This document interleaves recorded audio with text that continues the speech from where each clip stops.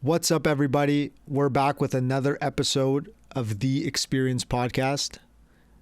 Thank you for joining us, Mr. Nicholas Buffoni. What's going on, brother? Love you, bro. Love me too, brother. Today we have a crazy episode. We're going to go through some of the most important, impactful news within society today. So let's just jump right into it with the first one. Elon Musk suing OpenAI. Pretty crazy stuff. Insane. What are your thoughts on it? So, for those that don't know, obviously this week he sued it. He was suing OpenAI. And personally speaking, my thoughts are, A, is this because they partnered up with Microsoft and he just lost a contract? Or is it really his concern that they're not following on their mission statement, which was for profit? So it's tough to say because I know he has been ever since, I watched that podcast back in the day with Joe Rogan. One of the things that scares him the most is how AI can have the impact on human civilization, and it really scares him. And you can see in that episode before he was famous, you look at him, it's crazy. So I think there's that aspect, but at the same time... Do you think he's genuine? I think for this circumstance, no. I still believe... You don't think he's genuine in this circumstance? In this circumstance, no, because there was back and forth messages that, again, and this is OpenAI obviously defending themselves as well, showcasing how he wanted to incorporate their technology within Tesla. So that is kind of for profit. So I think... Is it the reason he's saying it is, or is it not? Is it because they, partner with Microsoft? I really don't know, right? There's so many AI softwares out there. Why isn't he suing Google? Well, I'll tell you why, though. I agree with most of what you're saying, but I think the point that maybe you just didn't mention it, but Elon Musk funded OpenAI initially. And so he's essentially a founder with... he was one of the founders essentially of OpenAI, and he was funding it completely up to, I think, the first 40-50 million plus dollar range. That was all him funding the company. So I mean, even if he's being kind of, even if he's just doing this to get back at them for going with Microsoft instead of Tesla, at the end of the day, he funds a non-profit company. Now they become for profit, make a bunch of money and sell to one of his competitors, and he's not involved in the deal whatsoever, and he owns no equity, no shares in it, because it's a non-profit anyways. Correct. Of course, he never owned shares in it. I think that in and of itself is very snaky of OpenAI. They should have kept him involved in some form or manner. I'm sure if he was more involved within OpenAI still, and he kind of was brought along with the team, throughout this deal, I think he wouldn't have sued them specifically. I agree. And I agree with what you say.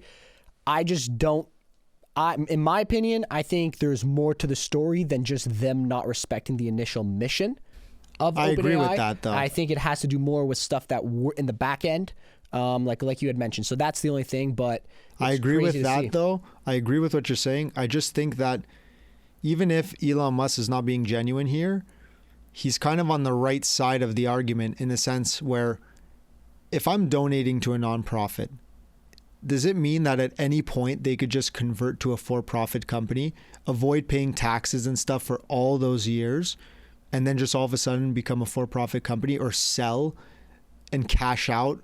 Right. Let's say you sell a nonprofit for $10 billion or whatever the deal was, they could just convert and do that. So then what is a nonprofit at the end of the day? And that's where I think that it's in his favor. It's what precedent will it start if you allow a nonprofit to just convert and become a for-profit company? It makes no sense in my eyes. I agree. I didn't think of it that way, but again, just for me, I think I don't know if that's really what he wanted to do with it. Because again, right, he wanted to incorporate it with Tesla.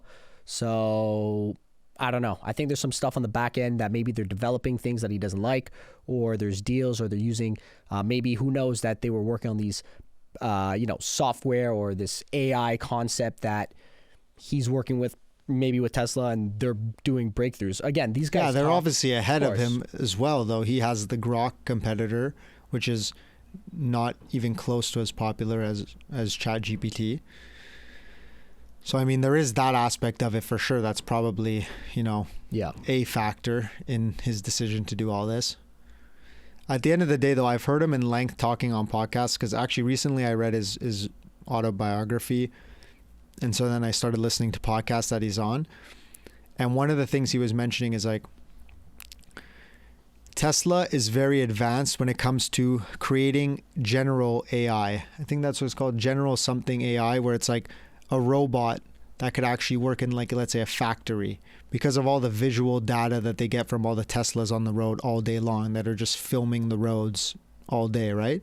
So they have a lot of like real world data to be able to train like real world robots and Right. things that mimic human behavior and could actually work in the workforce, versus ChatGPT is a language model. I think that's what they refer to it as, right? It's a language model, like you're having a chat with it and then it does specific actions based on what you tell it. It's not like doing anything physical for you. It's not doing any physical labor. So he was arguing in the podcast that he's well ahead there in that front, and he'll catch up with Grok. So there is for sure some sort of competitive Right. thing going on there as well. So- but if you invest that type of money into something and then you get none of it and it goes for profit, that's kind of annoying. I mean, it definitely is. But if I saved a bunch of money on taxes, then who knows, right? You gotta. Again, I haven't been in this situation, so do I know? I don't know. But there's more to the story than I think is told. Now, do I think it will equate into an actual lawsuit, go to court? I don't believe so. I think maybe he just wanted to do it and shed some light and, maybe do his frustration. He's always quick to go to Twitter, X, I should say. With the memes. With the memes. So, who knows, right? Who knows? Yeah. Anyways, obviously we're going to follow along and see what happens with that. The next topic up I wanted to discuss with you is, could rent to own solve the housing crisis? I mean, listen, at the end of the day, I think the solution, it's a great solution on paper in theory. Do I think it's going to solve the housing crisis? No. Right? I think it's great as it gives the opportunity for people that can't put down their deposit on a house in order for them to be able to, buy it back and have monthly payments. That being said, though, from everything that I have seen, especially with the articles in Vancouver in particularly, it requires a lot of funding from the government. So nothing comes cheap. So I'm thinking we're trying to just solve a problem and try to put Band-Aid on top of it instead of actually fixing it. Yeah. Because in my opinion, this is will it work? Will it not work? I don't think it will. I think there's a lot of avenues, a lot of risk on, let's say, the builders, as well as if government's spending way more money and they do this, let's say this is a new norm, the money's got to come somewhere, right? So I think the biggest problem is that right now the housing industry, and particularly for Vancouver, that this is where it's from, is just extremely high. And I think there's different ways that people can solve it, that the government could put, let's say, laws into place to solve this or try to fix it rather than just put a Band-Aid. I mean, I think that they're looking at this as if it's a solution to a problem that it's not even relevant to solving. And I'll explain what I mean by that. It's like, if you have a housing crisis, it's not because people necessarily can't afford a home, okay? It's because there aren't enough homes, right? If there was an infinite supply of homes, then the cost of homes would not be an issue at all, and it wouldn't be skyrocketing in price. So we have a supply and demand issue, not yes, we have an affordability issue, but that's not the root cause. Like, if you look at something that's unaffordable, okay, and you want to bring down the cost, you don't bring down the cost by subsidizing or helping somebody pay for that thing. You bring down the cost by taking all the inputs that make that good and reducing the cost of getting those goods and combining them together. That's how you make something less expensive. It's the same thing here. It's like, and then it's coupled with the fact that immigration here in Canada, do you know that immigration accounts for over 90% of Canada's population growth? That means like recent years or in I don't know how long it's been going on, but we're like an immigrant country. It's all immigrants. Makes a lot of But think sense. about that. That means that the people here making babies contribute to like 4% or something, let's say up to 5 to 10% of population growth. The other 90% is new people entering the country. That's insane. It is. And so if you have already a supply issue and then you're injecting a bunch of humans in an already packed market with that doesn't have enough homes or apartments or condos or anything for people to live, and then you're trying to solve the problem by subsidizing people's down payments or essentially you're allowing people to rent apartments and then their payment contributes to, you know, their down payment for the mortgage later on. That doesn't solve the problem whatsoever. No. You need to be blasting out the amount of homes that you build like times infinity. You know what I mean? And then you get to the point where you would have overshot if you're actually making the prices of homes decline, right? That's how many homes you would have built. That's not what's happening whatsoever. No. They're not even building homes. To get to get the approvals at the city to build homes is a nightmare. To build anything is a nightmare. No shit, there's a housing shortage. Makes no sense. They should be incentivizing people, not only incentivizing people like builders to build more homes, but also incentivizing cities to issue permits or forcing cities to issue permits. So anyways, I find that, I will say though, like rent to own is an interesting concept. And that's something that when I'm older, I think I'll do some sort of rent to own as like a philanthropic type of activity, because it's like at some point you own enough real estate, especially when I'm this young in real estate, like my whole life, I'll have amassed a massive portfolio of real estate. At some point you could just say, you know, instead of me making all this money owning the home forever, I'll make a decent return and the person will slowly buy their equity back into the home and then they'll remain the owner. So I think that it's a nice concept and I think it has value in society, and I think in the long term it'll have a place in society without even needing government intervention at all. I just think that they're confusing this as a solution to a problem that's completely separate. I agree. It's not a quick fix. It's not what they think it is, in my opinion. I think it's just they're trying to put a Band-Aid and trying to come up with programs. Like I said, the concept is absolutely great. Just there's a lot of downside. Like, for example, you have 25 years and then also to pay back, and then plus an extra 10%. And if you sell the house as well, they take a 10% plus what you have to pay back. So it's like a lot of people, they're not going to like that too much. Yeah, but if you're paying a little bit above market rent and you end up owning the home, like instead of your money being burnt to shreds at the end of every month that you're never going to see again. Like some people tell me, and not to go on a tangent here, but look, at the end of the day, people think that renting is good over buying a home. It's a very common thing that people think. But I'll give you an example. I bought my condo that I live in, okay? I put 5% down. It cost me 20 grand, okay? Now it's been, 3 years since I've owned that condo that I live in. It's now worth $200,000 more than I bought it. Right. So if I sold today, I would make a 10x return on my money, right? I put in 20 grand, I get back 200 grand. I make a 10x return on my money. And if I would have rented for 3 years, what would I have done? I would have lost, 50 grand, 100 grand potentially. So 100%. It's not that buying a home is bad. Assuming you have these markets that have such low supply that it appreciates like crazy, which in and of itself shouldn't be happening. That's not necessarily a healthy real estate market that goes up that much in value within 3 years. But that is, we live on the island of Montreal. We're surrounded by water. There's very limited additional land to build on the island specifically.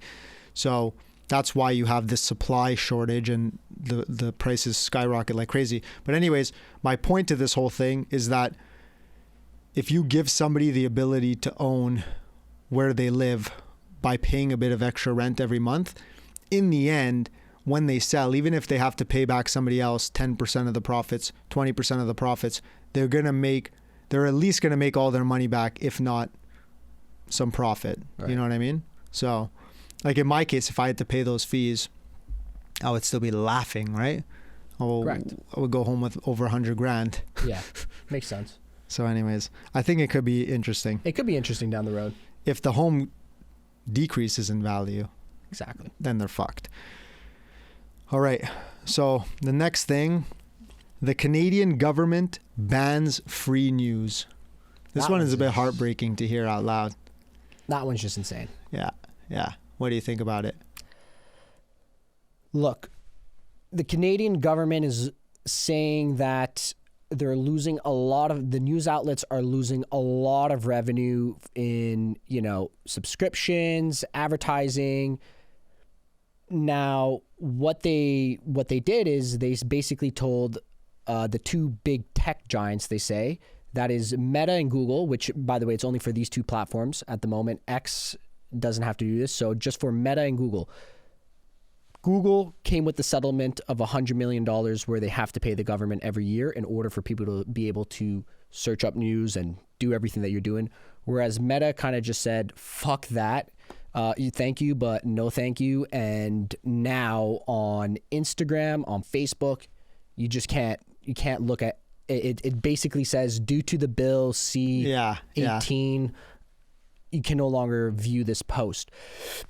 Listen, at the end of the day, I think it's sickening.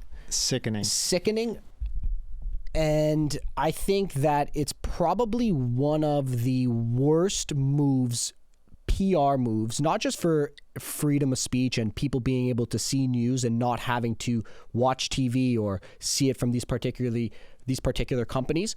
Already right now, our generation, when I mean, let's just say the generation that's 30 and below, 35 and below, this is my opinion, we don't really watch the news on TV. We don't really at all watch TV. It's like 11% and they're dying out. It's just same thing with newspapers.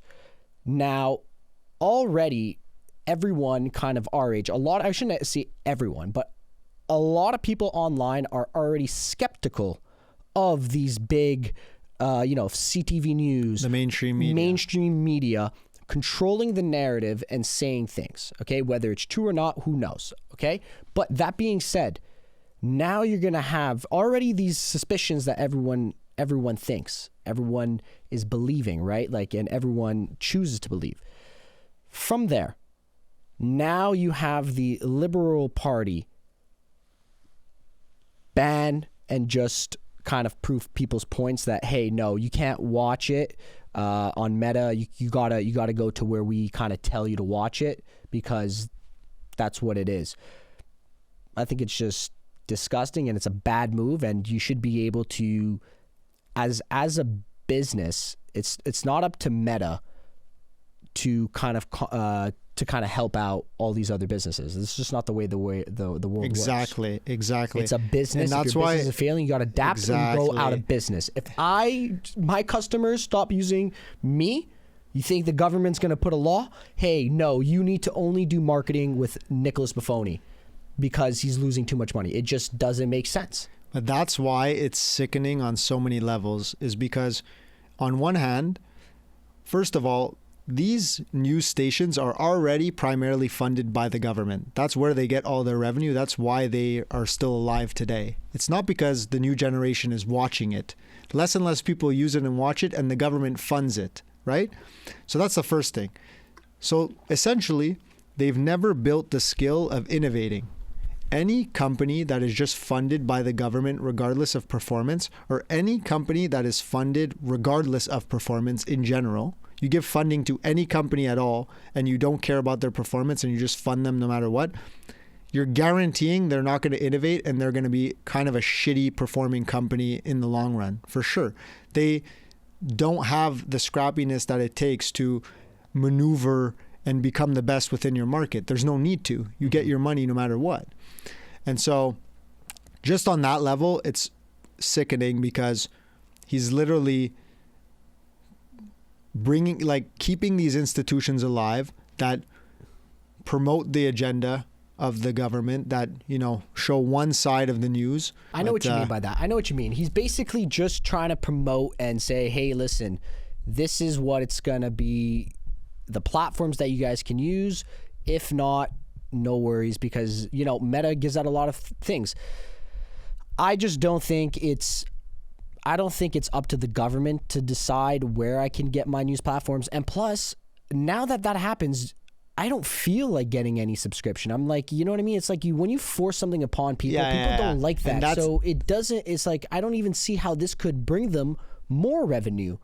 It won't at all. And it probably backfired. At the end of the day, they make another 100 mil. I'm sure the government has been funding the news for billions of dollars, and now they make 100 mil a year and they're no longer getting any eyeballs on Facebook. It's probably end up backfiring tremendously. And then the other thing is that it controls the narrative even more. It's just sickening now because now you've concentrated the news that we have available. And the worst part is what you're saying. The other part of it that I find is just as horrible is that already we don't trust the news. And the reality is that the mainstream news, they push a specific narrative, okay?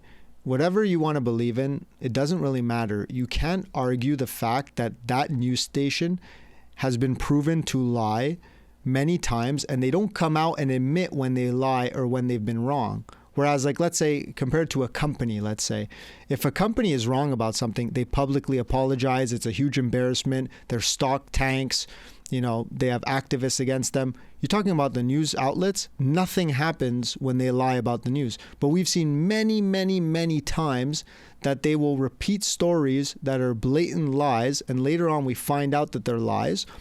And that's just why younger generation of kids that are growing up with social media and that could see the contradiction, like you could see, you're presented with, let's say, the original video and then the edited video that cuts out specific parts that makes the video look completely different. Or you've seen a video with your own eyes and then you read the article about it that does not depict what happened in the video whatsoever. And it's like, how sickening is it that they're trying to convince us that what you see isn't true, what they tell you is true instead. So it's actually creating this environment where they're trying to push us to this narrative that we should believe in, even if what we see contradicts it. It's just a scary path to go down. And I think in the long run, you can't do this to a business or to an institution and it survive forever. Unless you want to fund it with unlimited capital forever, it's eventually going to fail because there's no way this gets it additional clients. There's no way this gets us to watch it. And it's just not going to have a good outcome for these things. We will all purposely avoid these news stations even more. And if you don't have the youth on board, you're fucked because one day that's all you have. You know what I mean? I think the smartest move would have been, I think they're trying to keep an old way of information passing down to the younger generation, which is not what we're used to. I don't watch TV. Very rarely. Like when I mean I don't watch TV, I mean I don't watch like live TV. If I'm watching TV, it's going to be Netflix. It's going to be Disney. It's going to be any subscription that I have on those platforms. And then if I use social media, it's going to be Facebook, Instagram, TikTok, and whatever, the main ones. And then, if I really am curious about a subject, I'll Google it. They should be taking, TV, live broadcasting TV, we're seeing the numbers drop. It's dying down. Adapt. Come with the times. And not to say that there shouldn't be mainstream media, but if they want to survive, this is not the move. This is not going to help them. But that's the point survive. That I'm saying. They will never, they're not incentivized to innovate. And I'll give you an example, okay? Go I'm on happy to pay Twitch. for mainstream news, okay? Like I pay for Bloomberg now, right? And sometimes I read articles on Bloomberg that are blatantly biased. It's just so obvious that the author or the editor or whatever, the journalist is like an activist. You could tell that they're like, they have a specific agenda. They're not open to the other viewpoint. They really go like they're attacking somebody or their opinion on the subject. Like you feel the emotion through the words, you know their opinion on it. They're not giving you like a unbiased two perspectives of each situation, but they innovate in other ways that I'm still open to reading those articles. And I have enough of like the alternative to kind of just ignore some of the articles that are more about activism, let's say, and less about, finding the truth. And they've innovated in different ways, like the types of articles they have out there, also the types of like news coverage and content that they have, the way it's more business oriented. So even if you have an opinion on the subject, like at the end of the day, numbers are numbers, you know what I mean? So you could throw in your little shade in an article, but I see the numbers of the business and I can make my own assumptions based on it. Like that's a private business that was forced to innovate and found a niche to be able to survive within this dying industry of news, right? But that's never going to happen in Canada because they're not incentivized to go out there and do that to survive. So it's just never going to happen. I agree. And you know what? The last thing I'll just say on this is this move for Canada is, I think, the worst move that they could have done. And let's say I even was playing devil's advocate. I would say if I'm advising them to strategically control more of the population through the news outlets, let's say, this is the last thing I'm doing to control it. If anything, I'm sprinkling a bit of truth in. I'm going to the outlets that we as kids are frequent, like I'm not going to try to sell a kid, like I'm not going to go try to sell a kid something on a TV advertisement, let's say. Kids don't even watch TV really anymore. Like they don't watch a cable TV, let's say. Correct. Like I'm not going to run a cable TV ad to market to kids. That's what they're trying to do, to market to kids. They should be strategic and they should be less Forcing. Enforcing, but also less like obvious about how much. I appreciate the honesty because I'm grateful that they're very open about how they're trying to fuck everybody, because then it's easier for people to notice it and realize that, we got to be careful about trusting one source of information as truth. But at the end of the day, it's literally shooting themselves in the foot in the long run. Yeah, so just to wrap up on that, I think it's just a failure all across the board. Yeah, it's crazy what's happening in Canada, man. So the next topic I wanted to discuss with you is Facebook continues to break EU law. And so obviously you use Facebook all the time in your business and you know it inside and out. I will say, back in the day, I'm sure you remember this, I focused heavily on trying to sell products online, and I used to do so many Facebook ads courses. Mind you, I sucked and I couldn't run profitable ads, also because I was broke trying to run ads with like $10 and then stopping the ad immediately once it didn't make a sale. Obviously, right, the wrong way to run ads, but anyways, that's not the point. The point I'm making is I realized how insane the targeting available to you is on Facebook ads, and it's unlike any other place. But the crazy part I find about it is that the reason it's like that is because they're trying to take as much of our data to be able to target us with relevant ads. And I will say, there's no other platform that I use, not even YouTube, that targets me with relevant ads where I actually click and buy something. I've never purchased something on YouTube. Mind you, maybe I've seen a Dairy Queen thing and went out to buy Dairy Queen or something. I'm not even sure about those things because they happen so quickly. But on Facebook specifically, I've been targeted about things that's like, I'm literally in the buying cycle. I'm ready to buy that product and they'll put it in front of my face. It's insane. And so I actually do click the link. And a lot of times I'll click the link and I'll open it in my browser like, okay, perfect. This is even easier. I forgot the name of this brand. Now I'm going to save it in my tab so I could go buy it later. Like, it knows us so well. It's scary. And it's crazy to think that it's a company that literally is around, like it's bread and butter, requires it to take more and more and more of our data. But at the end of the day, if you could trust that person with the data, I would prefer having very relevant ads because it's actually helpful a lot of the times. But in the wrong hands, that data could be very detrimental. And so obviously, there's some organizations, specifically in the EU, this is happening a lot, where they're trying to be the check. They're trying to put in place checks and balances to these massive corporations to make sure they don't take advantage too much. Maybe you could speak on how this is impacting your business, or if it's even impacting your business. Right. So I agree. It's definitely scary. So from a personal side, myself, I think it's great. You know, I'm obviously for, you know, I don't want them to be tracking everything. From a business standpoint, from being an advertiser, this definitely will affect a lot of advertising agencies, or has, because it's already been, they're just not really respecting it in terms of retargeting. Okay. So that's the big misconception. This right here, this bill is to track really off Facebook. On Facebook, there's nothing that they can't do. It's their platform. You choose to use it. They're tracking everything. Now, what this really kind of affects as a marketer is the most profitable campaign is basically telling Facebook, this is my ideal audience, show an ad and it converts, and it's very, very, very cheap. So retargeting campaigns are not as good, as well as, you know, they don't track you across the web from all the platforms. But does this affect me personally? No, because it's still EU, and I have European clients, but it's a different game that we're doing. For e-commerce and a lot of brands out there, it does affect.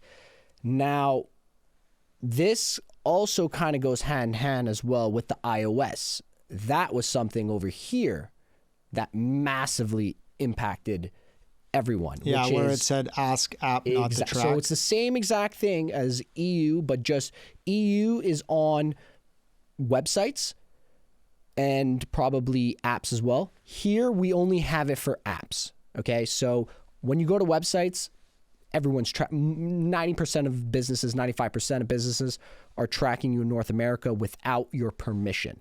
Where over there, they can't track until you say yes or no. That's pretty much it. So I think it's definitely impacted, especially for me, the cost per acquisition with conversions and Facebook ads.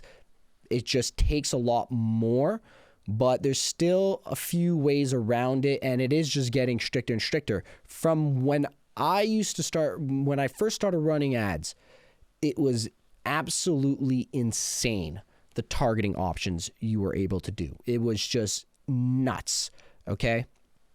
Now, man, it's like every day I pop up.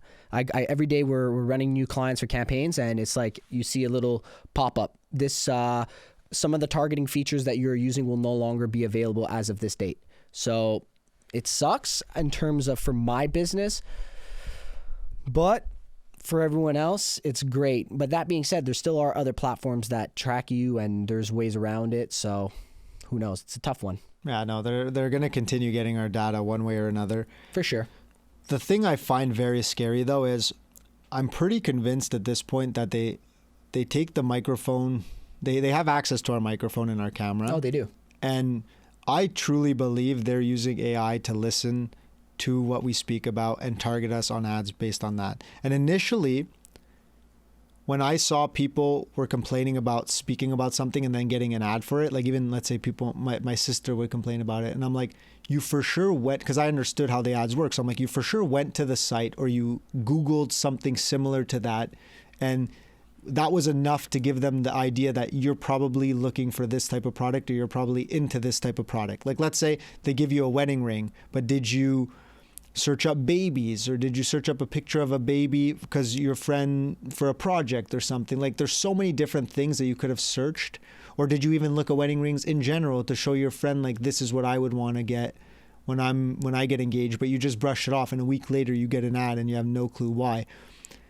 But then over time I've realized that sometimes it happens to me so instantaneously that it's like, there are times where it happens to me and I'm like, did I click on a site? Maybe I did. I kind of feel like I visited similar topics, or maybe I went to somebody's Instagram page that sells it or pushes it or whatever. And then there's other times I'm like, there is zero chance that I spoke about this product any other time other than right now, and I'm getting an ad for it immediately. Yeah. Things like that is insane. So I definitely agree with you that is nuts, and it's happened to me time and time again. It's not a feature that advertisers can use. I wish I would make my clients imagine. way more money. Like anybody who talks about this and that. I'd be a $1 billion company just because of how much money it would make my clients. So that you can't do. But ultimately, what Meta wants is for you to stay on their platform. Okay, the longer you stay on their platform, the more ads they can show you, the more money they can make. It's just as simple as that. So they are looking at they're consistently listen to your voice, as well as they're also looking at your facial expressions through your phone with the reaction to the content you're looking at. And where your eyes are looking. Correct. So there's also how long and how repetitive are you watching the content. So they're basically tracking everything in order to say, hey, how could I get Michael and Nick to stay here as long as possible? Because the longer you stay, the more money you make. So I do, in a sense, agree that the EU, it is great, but there's so many other ways that they're tracking. And what sucks, and what I think in particular, and I could be biased because I do a lot of Facebook ads, is the one that doesn't get any backlash is Google, in a sense. And Google's the one that you should be the most scared of. Yes, but the weird thing about Google is that how are the ads so much less relevant? It's not that the ads are so much less relevant. It's just, for example, with Google ads, to keep it very simple, there's basically the two best ways that people usually buy an ad is either through Google search, which comes with you're just searching and then you're paying for the keyword and the headlines, and it's usually number one. So that you're going in with referring to actual YouTube, because the keyword search is obviously relevant. You're searching up that thing. So the thing and why YouTube and Google are much more expensive, especially YouTube ads, is that YouTube, you're going in with a mission to watch a video or something. So when you are focused on how to solve this or how to build something, whatever it is that you're going on YouTube to look for, you're going on that, and that's what your mind's focused on. When you're on TikTok and Instagram, you're just watching a bunch of bullshit. You're not there with like, oh, I want to see this video, because it's just you're consistently seeing things. So you get stopped with an ad. You're like, holy shit, this is pretty cool. Oh my God, yeah, I do need to buy this. Whereas YouTube, you're going in with the focus on either a song or you're going on a tutorial, on a podcast that you want to listen. So when you get hit with an ad, it's kind of like TV, where you're watching a TV show and you see an ad, you're like, God damn it, it just disrupts what you're doing. 100%. So that's why it's not as relevant. Now, it's super good for like everything. Most people don't even know, right? It's the ads, the first three that pop up. It's just keywords. That, and also retargeting, following, like, God forbid you go on like an Air Transat or Air Canada, you're screwed, man, everywhere you go. Yeah. So those web page ads are very relevant, but they're just retargeting you because you visited other websites. The thing, though, I find about YouTube ads that shocks me is that even till today, maybe it's because I don't use the Google suite of products, so maybe it's because they don't have my email data and all this stuff. Like, I'm not using their suite of tools, let's say. I use Microsoft instead. Maybe that's why it's less relevant, but I just find that it's nowhere near the type of tracking data that Facebook is utilizing to target you. Like, I'll get ads about trucks or something, or like I don't know, Charmin Ultra Soft. Like I agree. That's legitimately a commercial you would get when you're watching TV. I'm not the target audience. And you know why? Ultrasoft. That's because they have massive budgets. Yeah, 100%. That they just go. So YouTube, you got to be willing to spend because you're really just doing a reach. TV billboard. Whereas Facebook, they know that it's just a bunch of bullshit. So they want to show you as much content, and then when you're interested, click one ad on, let's say, I don't know, let's say you like a pair of shoes. I guarantee you for like the next 2 days, if you don't re-click on it or you don't engage with it, you're going to see shoes. After that, they'll be like, okay, this guy's getting fed up of it. So Facebook's AI model is doing a lot more to keep you on the platform, where Google doesn't really care. It's cost per click, and it's also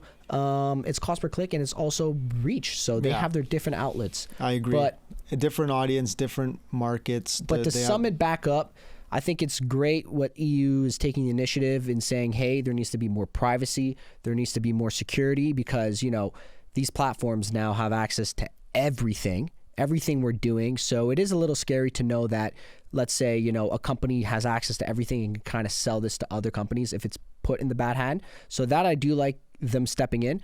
In terms of, for me, business-wise, it just sucks. But like I said, you know, in everything in life, you just got to adapt, and there's going to be solutions. Someone's going to come up with another program that you'll just have to subsidize for it. Exactly.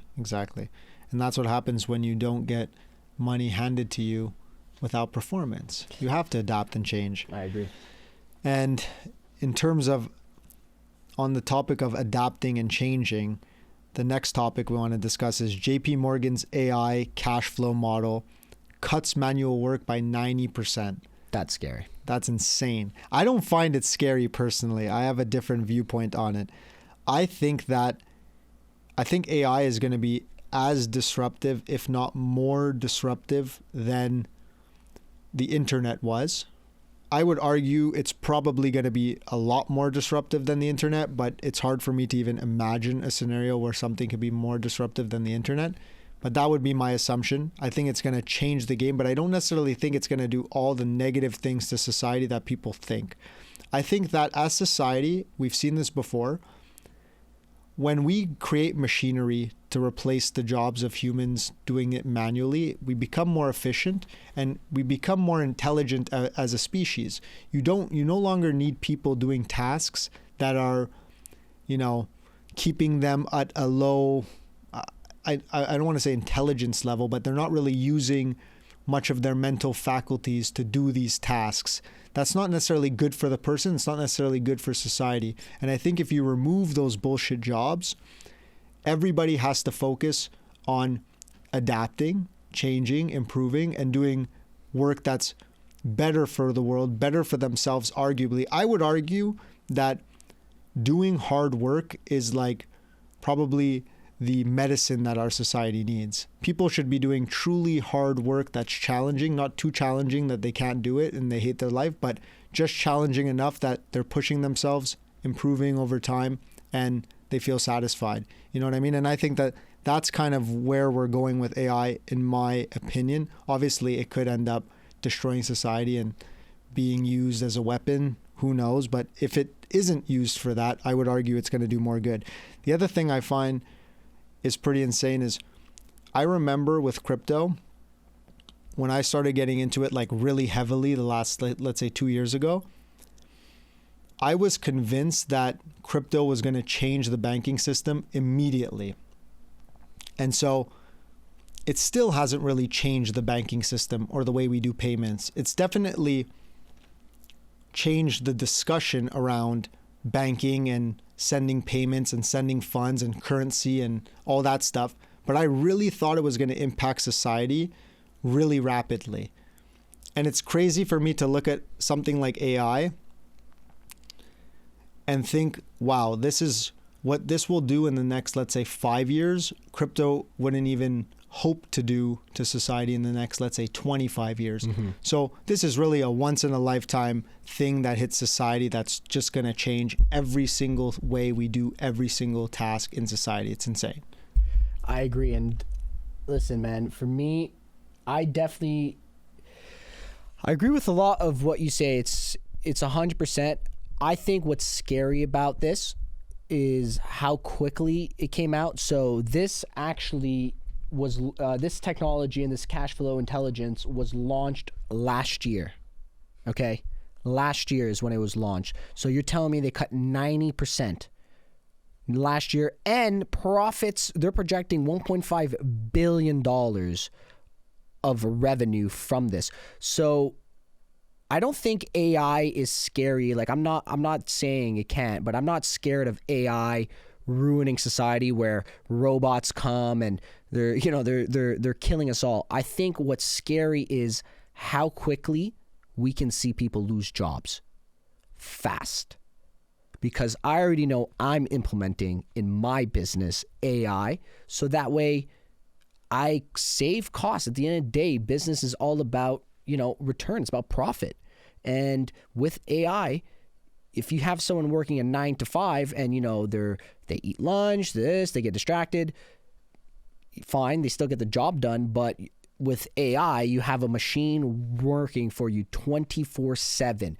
Again, these are more in particular for, more task jobs, things that are not like, construction now. Not physical. Not physical. But I think that's where the problem's going to come, is we're seeing this with such a massive company. Then who knows? The other companies are going to do it. Then we're going to see, let's say, banks. Other banks like TD, BMO, a lot of people have jobs. And and that's just 1 year. So imagine all banks in the next year cut 90% of their staff. That's a lot of people that are losing jobs. Now, what are they going to do? Right? But I'm just saying that's how it could be. I'm not saying it's going to be, but I think that's how that's AI the risk. could, And then that's where people are going to be. First of all, the housing crisis that we just discussed before, the housing, they're putting in an initiative because no one can afford houses. Now you're telling me, okay, I can't afford houses, and AI is going to be wiping out a bunch of jobs, and pretty much businesses are just going to rely on consumers. That's where I think it could be, right? Because I agree. If it evolves too rapidly quickly, and it puts too many people out of a job too quickly, it could have a hugely negative impact on society. It will. But I think that my bet would be that over time, AI will be so useful to society that some people won't need to work. Like right now, it's a requirement for everyone to be a productive member of society, because if they don't, we can't afford to give them handouts, because your handout is somebody else's labor. So it's like it's a lose-lose if you want a handout in our society. Obviously, some people, they need help, like if maybe they're handicapped or they lost limbs on the job or whatever. There's certain people that obviously society should fund because they cannot live otherwise and make an income anymore. That's not the point that I'm making. The point that I'm making is today, anybody else who is able-bodied, if they choose not to work and take advantage of a system to get handouts from, let's say, government grants or subsidies and stuff like that, they're taking it out of the pocket of the worker that's paying their taxes and providing for society and working hard, right? So, but if you introduce AI that could work infinitely, it has no need for rest breaks. It's not emotional in the sense of like, it doesn't need to go at least the AI that we're thinking of, it's not emotional. It doesn't need to go home to its wife and kids and take care of them and raise the family or something. It could be in infinite places at infinite times doing tasks 24/7. So it should theoretically produce an unlimited resourceful society where you don't necessarily need these people all to be working. And if you want to choose to be at home and do nothing, in my opinion, you'll wither away. But that's where I think that AI will go. It'll be so good at replacing us that it could do the jobs. It doesn't need us to do the jobs anymore. I agree, but we just live in a society where cash, money needs to be coming in, and you need to be earning money, and you need to be spending money. That's the way the economy because works. You need to fund all the businesses in the capitalist society. If you stop funding all the businesses, all the businesses fail. That's what it is. Everything you look around is businesses that need money to survive, unless they're government subsidized or subsidized by some other institution. And other than that, they need money to survive. So if you take that into consideration, they need money to survive. A big part is to actually pay people to continue producing for their company so they could continue selling it, so they could continue surviving, right? And so if you take the labor out of that equation, you take out equations where you put in something new where it's like the cost of productivity for your business is like next to nothing, it changes the whole game. Like let's say right now to produce food, we need X amount of people doing X amount of things to produce food regardless. If nobody does that, we're all dying of starvation, right? So there has to be people producing food within our society. If all those people are replaced by AI that don't need to be paid to do what they do, then arguably they could produce food for free for society. And then society no longer needs to produce food. That's my point. I mean, of AI. listen, this is off topic, yet I understand. And I just, to get back to the point, I think that it is just a little scary of how quickly it's growing. And to answer your question, like, listen, that's a debate for another time that we can go into. But if we bring it back to that, my opinion is just, if it keeps growing like this in a year's time, in 2 years' time, I think we could see we could be in some rough times just because of how quickly they're firing people to the adaptation of the world and the system. So I think we'll see disruption 100%. I just think in a long enough time frame, if we don't kill ourselves through war and fighting and all that type of stuff, I think that eventually AI will evolve to make us infinitely more productive. I believe that too. And so, anyways, on to the next one. Apple cut from Goldman Sachs conviction list as shares underperform. So this is shocking to hear about Apple. Literally the poster child of what a company should be, or not what a company should be, but they were the most successful company, the highest market cap in the world for quite some time. They have incredible influence. I mean, I know for myself, I can't live without their products, which is pretty incredible to say. I literally cannot see myself using another phone than Apple because of the ecosystem that they've created with their phone. You know, Right. Just the fact, even with people in business, at least in North America, it's by far the most used phone. And the reason I'm saying this is because I don't believe that their lack of revenue growth recently is something to be necessarily afraid of. I don't think it's going to kill Apple. I think they'll have revenue growth later on. And I just think that their products are too sticky, at least within the North American market, right?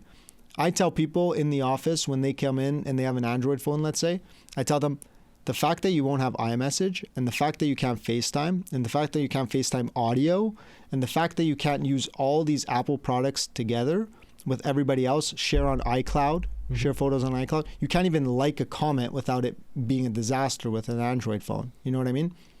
All those things kind of like isolate you in a separate bubble.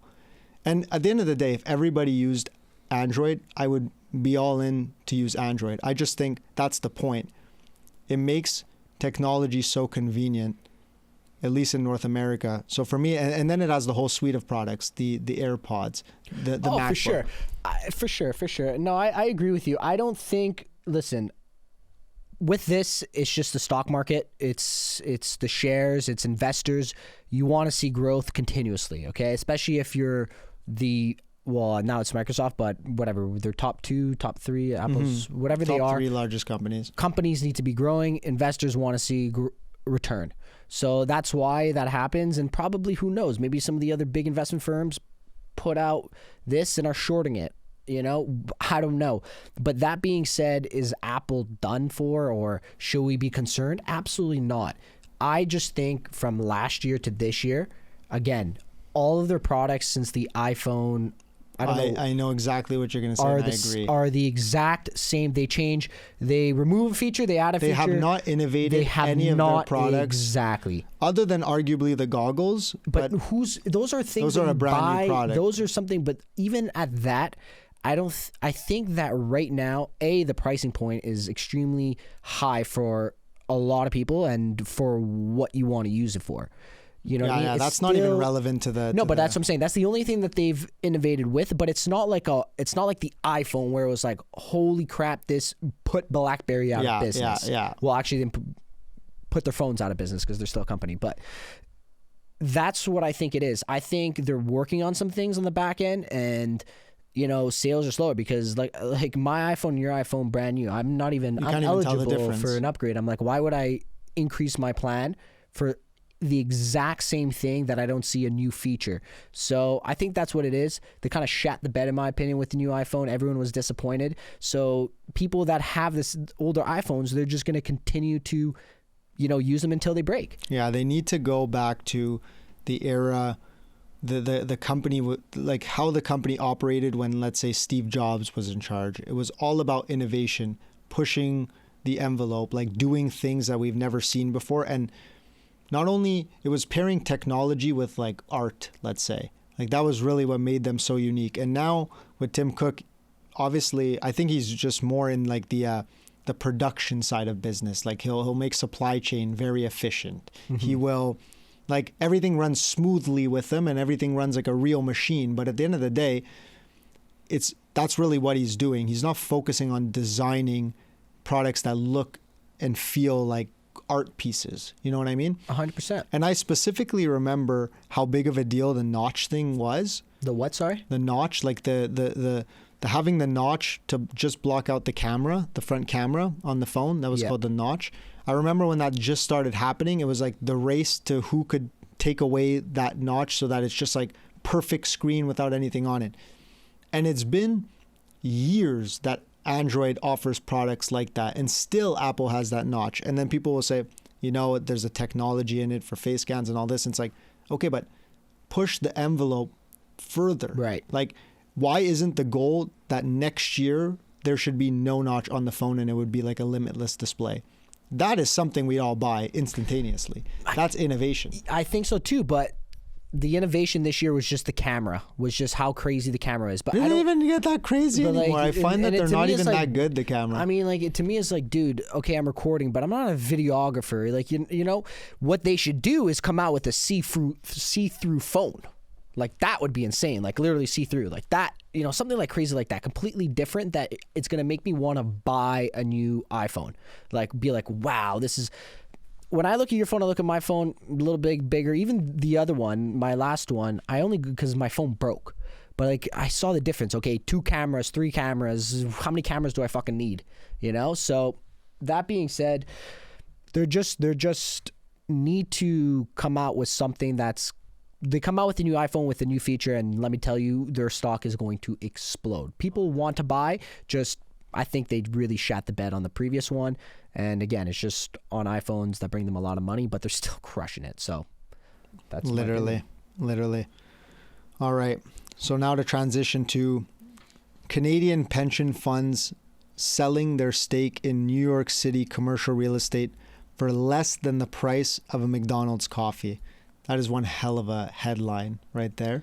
Yeah. They're talking about selling an office tower in New York City for the price of a McDonald's coffee. So now, obviously, the one on Facebook was in my field. This is really in your field. What is your opinion on this? I think it's a very catchy headline. I think that it doesn't really explain to the normal person what this actually means. But I also think that it's pretty difficult for somebody that's not in commercial real estate to kind of understand what's happening here. Like, how could it be true that somebody would sell an office skyscraper for $1? But I'll put it to you this way, okay? If you owe, let's say, on your home, you owe $1 million. Your mortgage is $1 million, so you owe that back to the bank, and it's worth $500K. So if you sold it for $500K, what it's worth today, you'd have to pull out $500K out of your pocket to pay the balance of the loan that you still owe the bank. Otherwise, you're going bankrupt, right? If I told you that and then I said, can I buy that off of you for $1? You would love that. So instead of selling it for $500K and then losing $500K of your own money just to get out of this, just to get rid of this home that you can't afford, I pay you $1. I take on the loan. I take on the responsibility of the loan, and you walk away with your hands clean, and you don't lose that 500 grand. That's an easier way to understand what's happening here. It's not exactly what's happening, but essentially they had to put in an additional $46 million. The pension fund would have had to put in an additional $46 million to continue redeveloping this office tower that needed whatever redevelopment it needed. And so they didn't want to inject another $46 million. So instead they said, okay, we're going to back out. We're not going to be responsible for the additional $46 million. And in return, we'll give you the building for free essentially. But you put $1 because a contract needs to have some monetary value for it to be binding. So that's what happened here. But it's a very cool title. It's a very interesting story. It grabs people's attention, but at the end of the day, it doesn't really do that well of educating people on what's actually happening here. It's clickbait. But at the same time, it is very complex to a certain extent, commercial real estate. So this is probably the best way they could do. This is the best way they probably know how to get a bunch of people to click on articles that otherwise would never go look at a commercial real estate article. Right. You know what I mean? Love it. You don't want to add anything to this one? I mean, it's not really my spectrum of expertise, so I'm like, I'll take your word for it.